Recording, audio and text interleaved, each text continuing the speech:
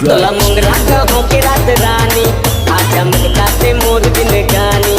तोला मुंगरा कहो के रात रानी आजा महकाते मोर दिन गानी। चलना दोनों जन लिखबो प्रेम कहानी हो।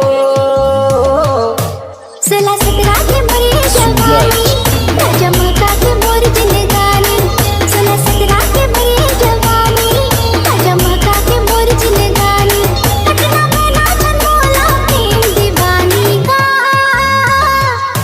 तोला मुंगरा कहो के रात रानी आजा महकाते मोर दिन गानी।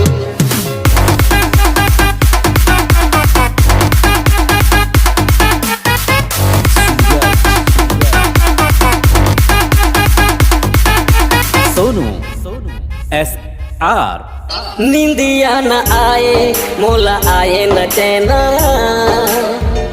गिन था वो तारा मोला पैहा बनाए रे। तोला आगरा ले जो की राजधानी मोर मन मा समा जाते रानी। तोला आगरा ले जो की राजधानी मोर मन मा समा जाते रानी। चलना दोनों जन लिखबो प्रेम कहानी हो। तोला मुंगरा कहो की रात रानी आजा महकाते मोर दिन गानी।